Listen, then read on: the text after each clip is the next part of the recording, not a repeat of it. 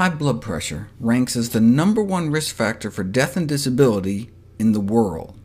Previously, I showed how a plant-based diet may prevent high blood pressure, but what if you already have it? The American Heart Association, American College of Cardiology, and the Centers for Disease Control and Prevention recommend as the first-line treatment lifestyle modification. If that doesn't work, you can start the patient on a thiazide diuretic, or water pill, and then you keep piling on the meds until you get their blood pressure down. Commonly, people end up on 3 drugs, though researchers are experimenting with 4 at a time, and some people end up on 5. Why not just jump straight to the drugs? Well, they don't treat the underlying cause, and they can cause side effects. Less than half of patients stick with even the first-line drugs, perhaps due to the adverse effects such as erectile dysfunction, fatigue, and muscle cramps. So, what are these recommended lifestyle changes? They recommend to control one's weight, salt, and alcohol intake, engage in regular exercise, and adopt a DASH eating plan. The DASH diet has been described as a lacto-vegetarian diet, but it's not. It emphasizes fruits and vegetables and low-fat dairy, but just a reduction in meat. Why not vegetarian? We've known for decades that food of animal origin is highly significantly associated with blood pressure. In fact, if you take vegetarians and you give them meat, you can watch their blood pressures go right up. I've talked about how there are benefits to getting blood pressure down as low as 110/70, but who can get that low? Populations eating plant-based diets, like in rural China, about 110/70 their whole lives, with meat only eaten special occasions, or rural Africa, where the elderly have perfect blood pressure as opposed to hypertension. In the Western world, as the American Heart Association has pointed out, the only folks really getting down that low were the strict vegetarians, coming out at about 110/65. So when they created the DASH diet, were they just not aware of this landmark research done by Harvard's Frank Sachs?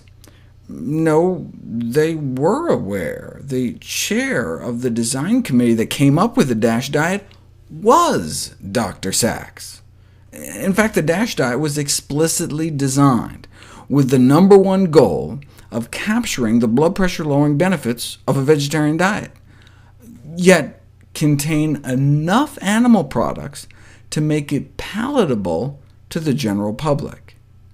In fact, Sachs found that the more dairy the lacto-vegetarians ate, the higher their blood pressures. But they had to make the diet acceptable.